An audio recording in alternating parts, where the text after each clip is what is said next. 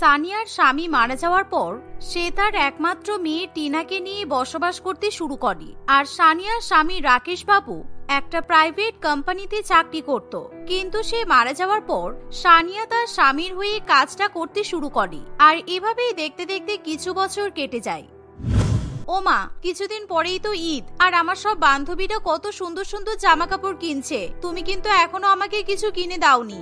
আর আমি তোমাকে বললাম এবছর ঈদের আগে আমি পার্লারে গিয়ে চুল কাটাবো, কিন্তু এখনো তুমি আমাকে চুল কাটিয়ে দিলে না, আর এখনো পর্যন্ত আমি মেহেন্দিও করতে পারলাম না। এবার কি হবে বলো তো? তুই চিন্তা করিস না, কিছুদিন পরেই আমি কোম্পানি থেকে বোনাস পাবো, আর তারপর তোকে শপিং করাতে নিয়ে যাব, আর সেদিন তোকে পার্লারেও নিয়ে যাব। তুই সুন্দর করে চুল কাটিয়ে নিবি আর 2 হাতে ভর্তি করে মেহেন্দি পরে নিবি, কেমন? মায়ের কথা শুনে টিনা খুবই খুশি হয়। আর সেদিনের পর থেকে সানিয়া কোম্পানিতে গিয়ে ওভারটাইম কাজ করতে শুরু করে, যাতে সে ঈদ উপলক্ষে বেশি বেশি টাকা রোজগার করতে পারে। আর একদিন সে যখন অফিস থেকে ট্রেনে করে বাড়ি ফিরবে, এমন সময় সে একজন ভদ্র মহিলাকে অনেকগুলো সুন্দর সুন্দর সালোয়ার কামিজ নিয়ে ট্রেনের মধ্যে দাঁড়িয়ে থাকতে দেখে। আর তার মধ্যে থেকে 2টো সালোয়ার কামিজ সানিয়ার খুবই পছন্দ হয়। কি হলো দিদি, কি দেখছো? আমার কাছ থেকে সালোয়ার কামিজ কিনবে নাকি? সামনেই ঈদ আছে তো, সেই জন্য আমি এখন ট্রেনে ঘুরে ঘুরে সালোয়ার কামিজ বিক্রি করছি। আর সকাল থেকে অনেকগুলো সালোয়ার বিক্রি হয়ে গেছে, এই কয়েকটাই পড়ে আছে, তুমি কিন্তু নিতে পারো। হ্যাঁ, কেনার তো ইচ্ছা আছেই, কিন্তু এই সালোয়ারগুলোকে দেখে মনে হচ্ছে অনেক দামি। আমার কাছে এখন অত টাকা নেই, এখনো আমি কোম্পানি থেকে মাহিনা পাইনি। যদি আমার কাছে টাকা থাকতো তাহলে আমি এখান থেকে 2টো সালোয়ার কামিজ কিনে নিতাম। এই সালোয়ারগুলো দেখতে দামি মনে হচ্ছে ঠিকই, কিন্তু এগুলো অতটাও দামি নয়। আমি একটা সালোয়ার 500 টাকায় বিক্রি করছি, আর এখন যেহেতু বিক্রি শেষের দিকে, তাই তোমার থেকে 300 টাকা নেব। রাত হয়ে গেছে, তাই বেশি দাম দর করো না, কেমন? রিঙ্কির কথা শুনে সানিয়া খুবই খুশি হয়, কারণ এত সুন্দর সুন্দর সালোয়ার সে যে মাত্র 300 টাকাতে কিনতে পারবে সেটা সে ভাবতেই পারেনি। তাই ঈদ উপলক্ষে তখনই সানিয়া 600 টাকা দিয়ে 2টো সুন্দর সুন্দর সালোয়ার কামিজ কিনে বাড়িতে ফিরে যায়। আর সেই সুন্দর সুন্দর জামা দুটো দেখে টিনা খুবই খুশি হয়ে বলে, মা, আমি ঈদের দিন সকালবেলা এই সালোয়ারটা পরবো, কি সুন্দর দেখতে হয়েছে। আর এরপর তুমি মাহিনা পেলে আমাকে একটা সুন্দর দেখে দামি জামা কিনে দেবে, তারপর সেটা পরেই আমি সন্ধ্যাবেলা বান্ধবীদের সঙ্গে ঘুরতে যাব। এভাবেই দেখতে দেখতে আরো 2-1 দিন কাটে। আর এরই মধ্যে সানিয়ার কোম্পানির মালিক তরুণ বাবু ঈদ উপলক্ষে তার ছেলে মেয়ে এবং পরিবারের সঙ্গে শপিং করতে চলে যায়। আর যেহেতু তার টাকা পয়সার অভাব থাকে না, তাই সে তার পরিবারকে অনেক দামি দামি ব্র্যান্ডেড জামা কাপড় কিনে দেয়। এমনকি তরুণ বাবু সানিয়া এবং তার মেয়ের জন্য কয়েকটা জামা কাপড় কেনে।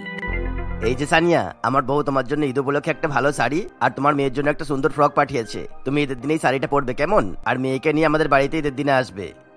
ঠিক আছে স্যার, আপনাকে অনেক ধন্যবাদ। আর হ্যাঁ, ঈদের আগে আমাদের কোম্পানির সাথে কিন্তু একটা বিদেশি কোম্পানির ডিল হবে, তাই তুমি এখন কামাই করবে না। আর সেই জন্য আমি তোমাকে 10,000 টাকা বেশিও দেবো, আর তার সাথে বোনাস তো আছেই। সত্যি স্যার, আপনি খুব ভালো, কারণ আমার স্বামী মারা যাওয়ার পর থেকে আপনি আর আপনার পরিবার আমাকে যেভাবে উপকার করছেন তার কোনো জবাব হয় না। আর এবারেও আপনি আমার জন্য যে এত কিছু করবেন আমি ভাবতে পারিনি। এই বলে সানিয়া কোম্পানিতে সারাদিন কাজ করতে থাকে।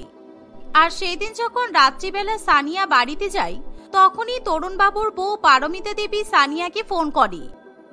আমার বর নিশ্চয়ই তোমাকে বলেছে যে তুমি যদি ভালো কাজ করো তাহলে তোমাকে 10,000 টাকা দেওয়া হবে, তাই তো?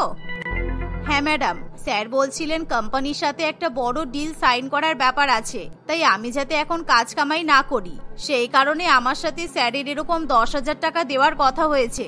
আর ঈদের আগে আমি যদি এই টাকাটা পাই তাহলে সত্যি আমার অনেক উপকার হবে। দেখো, 10,000 টাকা তো মুখের কথা নয়, সুতরাং তুমি যদি অফিসে বসে থাকো তাহলে কিন্তু হবে না। কালকে আমার বাড়ির কাজের দিদি আসবে না, তাই আমি ঠিক করেছি ঈদের আগে সারা বাড়িঘর পরিষ্কার করাবো। তুমি কালকে অফিসের কাজ করে সোজা আমার বাড়িতে চলে আসবে আর আমার গোটা বাড়িটা পরিষ্কার করে দেবে, কেমন? এমন কথা শুনে সানিয়ার খুবই খারাপ লাগে। আর সে খুব ভালো মতোই বুঝতে পারে যে তরুণবাবু কেন আজকে তার সঙ্গে এত ভালো ব্যবহার করে। কারণ ঈদের আগের দিন তারা সানিয়াকে দিয়ে বাড়ির কাজ করানোর ধান্দা করে, আর সেই জন্যই তরুণবাবু এবং তার স্ত্রী চালাকি করে তাদেরকে জামা কাপড় উপহার দেয়। কিন্তু সত্যিটা জানার পরও সানিয়া পারমিতা দেবীর মুখের উপর কোনো কথা বলতে পারে না। আর পরের দিন অফিসের কাজ হয়ে গেলে সানিয়া তাড়াতাড়ি করে তরুণবাবুর বাড়িতে চলে যায়। সেখানে যাওয়ার পর, আমার ঘরের চারিদিকে অনেক ঝুল জমে গেছে, তার সাথে রান্নাঘর প্রচুর পরিমাণে নোংরা হয়ে গেছে, তাই তুমি ভালো করে আমার ঘর বাড়ি পরিষ্কার করে দাও।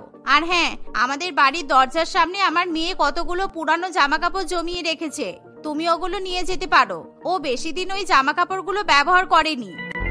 এই শুনে সানিয়া তখনই পারমিতা দেবীর গোটা বাড়ি পরিষ্কার করতে শুরু করে। আর এরকম ভাবে অত বড় বাড়ি পরিষ্কার করতে গিয়ে তার ভীষণ পরিমাণে কোমরে ব্যথা হয়, কিন্তু তবুও সে ছুটি পায় না, কারণ তাকে ঈদের আগে 10,000 টাকা দেয়া হবে। আর যখন সানিয়া গোটা বাড়ি পরিষ্কার করে ফেলে, তখন পারমিতা দেবী সেই পুরানো জামাগুলো সানিয়ার হাতে ধরিয়ে দেয়।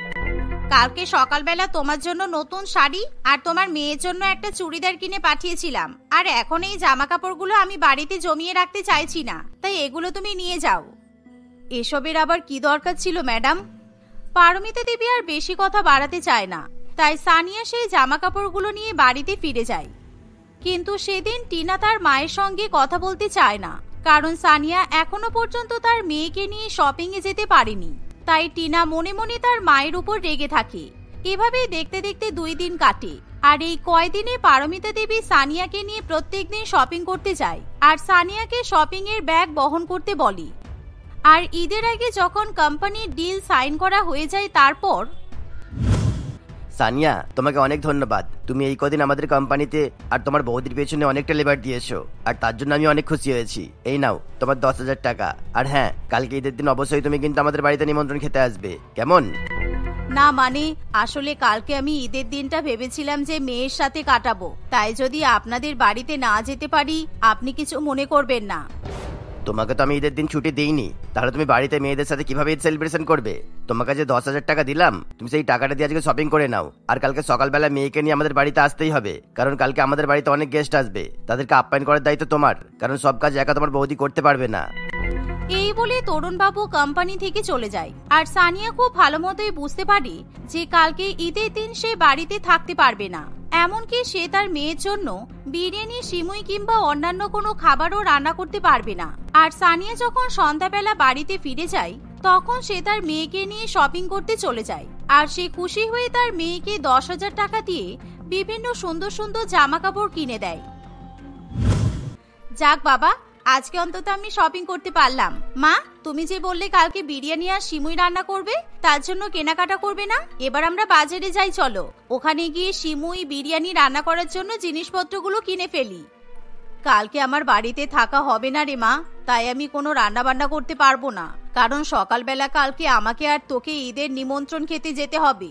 আমার কোম্পানির বস আমাকে আর তোকে নিমন্ত্রণ করেছে, ওদের বাড়িতে গেলেই তুই কিন্তু বিরিয়ানি আর সিমুই খেতে পারবি। এমন কথা শুনে টিনা খুবই খুশি হয়। আর সেদিন রাত পেরিয়ে পবিত্র ঈদের উৎসব শুরু হয়ে যায়। সকালবেলা সবাই ঘুম থেকে উঠে সুন্দর সুন্দর নতুন নতুন জামা কাপড় পরে, আর সবাই নিজেদের মতো চারিদিকে ঘুরে বেরিয়ে বিরিয়ানি, সিমুই এছাড়াও অন্যান্য ভালো ভালো জিনিসপত্র খায়। আর একে অপরকে পবিত্র ঈদের শুভেচ্ছা জানাতে থাকে। সেদিন প্রত্যেকের বাড়িতেই ভালো ভালো খাবার রান্না হয়, আর পরিবারের প্রত্যেকে এক জায়গায় বসে ভালো ভালো খাবার খাওয়া দাওয়া করে। এমন সময় সানিয়া এবং টিনাও সুন্দর করে সেজেগুজে তৈরি হয়ে নেয়, কারণ আজকে তারা তরুণবাবুর বাড়িতে ঈদ পালন করতে যাবে। আর তারা যখন তরুণবাবুর বাড়িতে গিয়ে পৌঁছায়, তখন, মা, তোমার বসের বাড়িটা কত বড় গো, আর কত সুন্দর বাড়ি, ঈদ উপলক্ষে কি সুন্দরভাবে সাজিয়েছে, আমার কিন্তু খুব ভালো লাগছে দেখতে। কি ব্যাপার, তোমরা এত দেরি করে আসলে কেন? এতক্ষণ ধরে আমার তো সব কাজ আটকে ছিল। সানিয়া, তুমি তোমার মেয়েকে নিয়ে রান্নাঘরে যাও, আর বিরিয়ানি নিয়ে এসে সবাইকে খাবার পরিবেশন করো, সবার কিন্তু খিদে পেয়ে গেছে। মা, এই আন্টিটা আমাদেরকে বিরিয়ানি পরিবেশন করতে বলছে কেন? তুমি যে বললে আজকে আমাদের এই বাড়িতে নিমন্ত্রণ আছে, তাহলে আমরা বিরিয়ানি খাবো না? চুপ কর, কে বলেছে বিরিয়ানি খাবি না? আজকে এই আন্টিটা সব কাজ একা একা করতে পারবে না তো, তাই আমাদেরকে হেল্প করতে বলছে। তোমার মেয়ের তো শখ কম না দেখছি, এখানে ফ্রি ফান্ডে বিরিয়ানি খেতে চলে এসেছে। আগে আমাদের অতিথিদের খাবার খেতে দে, ওদের ভালো করে আপ্যায়ন কর, তারপর তোকে বিরিয়ানি খেতে দেবো কিনা ভেবে দেখবো। এই বলে পারমিতা দেবী সেখান থেকে চলে যায়। আর সানিয়া এবং টিনা দুজনে মিলে রান্নাঘরে যায় আর সেখান থেকে গরম গরম বিরিয়ানি নিয়ে সবাইকে পরিবেশন করতে শুরু করে। আর আজকে যেখানে ঈদের দিন সবাই অনেক মজা করে বিরিয়ানি খায়, কিন্তু সেখানে সানিয়া এবং তার মেয়ে কিছুই খাবার খেতে পায় না। আর দেখতে দেখতে কিছুক্ষণের মধ্যেই টিনার ভীষণ পরিমাণে খিদে পেয়ে যায়, কারণ টিনা আজকে সকালবেলা থেকে কিছুই খায়নি। ওমা, আমি বিরিয়ানি খাবো, সবার তো খাওয়া হয়ে গেছে, এবার আমরা খাওয়া দাওয়া করবো না? আমার খুব খিদে পেয়ে গেছে, আমার বিরিয়ানি খেতে ইচ্ছে করছে। তুমি তো জানো আমি বিরিয়ানি খেতে কত ভালোবাসি। মেয়ের মুখে এমন কথা শুনে সানিয়ার খুবই খারাপ লাগে। এভাবেই দেখতে দেখতে সন্ধ্যা নেমে আসে। আর এমন সময় পারমিতা দেবীর বাড়ি থেকে যখন সমস্ত অতিথিরা বাড়িতে ফিরে যায়, তখন পারমিতা দেবী, তরুণবাবু এবং তার মেয়ে দিয়া একসঙ্গে খাবার খেতে বসে। আর তখনও সানিয়া এবং টিনা তাদেরকে খাবার পরিবেশন করে দেয়, কিন্তু তখনও পর্যন্ত সানিয়া কিংবা তার মেয়ের মুখে কোনো খাবার জোটে না। আর রাত্রিবেলা যখন তারা বাড়িতে ফিরে যাবে এমন সময়, ওমা, এবার ওদেরকে খেতে দিতে হবে, কারণ ঈদের দিন সারাদিন আমাদের বাড়িতে কাজ করেছে। আর এখন যদি আমরা ওদেরকে বিরিয়ানি না খাওয়াই তাহলে কিন্তু আমাদের একটা বদনাম হয়ে যেতে পারে। আরে চিন্তা করছিস কেন, ফ্রিজে 2 দিনকার বাসি বিরিয়ানি পড়ে আছে, ওটা গরম করে ওদেরকে দিয়ে দেব। কারণ আজকে আমাদের বাড়িতে ঈদ স্পেশাল যে বিরিয়ানিটা রান্না হয়েছে ওখানে অনেক দামি দামি উপকরণ ব্যবহার করা হয়েছে। আর ওই গরিবদের ঈদের সেলিব্রেশনের জন্য এত দামি বিরিয়ানি দেওয়া চলবে না, বুঝলি? মায়ের কথা শুনে দিয়া ফ্রিজ থেকে বাসি বিরিয়ানি বের করে আর সেটা গরম করে সানিয়া এবং টিনাকে ধরিয়ে দেয়। মা বলেছে আমরা এখন ভীষণ টায়ার্ড হয়ে গেছি, তাই আমরা এখন ঘুমাবো, তোমরা বাড়িতে গিয়ে বিরিয়ানি গরম করে খেয়ে নেবে। দিয়ার কথা শুনে সানিয়া এবং টিনা সেই বিরিয়ানি নিয়ে বাড়িতে ফিরে যায়। আর তারা সেই বিরিয়ানি গরম করে খেতে শুরু করে, কিন্তু তারা বুঝতে পারে না সেই বিরিয়ানিটা নষ্ট হয়ে গেছে।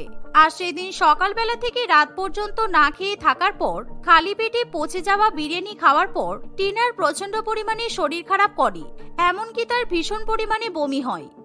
তাই সানিয়া তখনই তরুণবাবুকে ফোন করে সব ঘটনা জানায়, কিন্তু তরুণবাবু ভয়ের চোটে ফোন কেটে দেয়। পারমিতা, তোমার কি দরকার ছিল ওদের বাসি বিরিয়ানি দেওয়ার? কারণ এখন যদি ওর বাচ্চা মেয়েটা শরীর খারাপ হয়ে যায় তখন সব দোষ তো আমার ঘাড়ে এসে পড়বে। আর আমি একটা শহরের বড় রিপোর্টেড কোম্পানির মালিক, সেটাকে ভুলে যাচ্ছ? অন্যদিকে সানিয়া তার অসুস্থ মেয়েকে নিয়ে ঈদের দিন রাত্রিবেলাতে সরকারি হাসপাতাল থেকে নার্সিং হোম সমস্ত জায়গায় দৌড়াদৌড়ি করতে শুরু করে। আর একটা নার্সিং হোমের ডাক্তারবাবু খুবই ভালো হওয়ায় সে বিনা টাকায় টিনার চিকিৎসা করতে শুরু করে। আর কিছুক্ষণের মধ্যে টিনা সুস্থ হয়ে ওঠে। কিন্তু ডাক্তারবাবু যখন তাদেরকে বলে, তার মানে আপনাদেরকে যে বিরিয়ানি দেওয়া হয়েছিল সেই বিরিয়ানিটা পয়জন হয়ে গেছিল, সেই জন্যই বাচ্চা মেয়েটার শরীর খারাপ হয়েছে।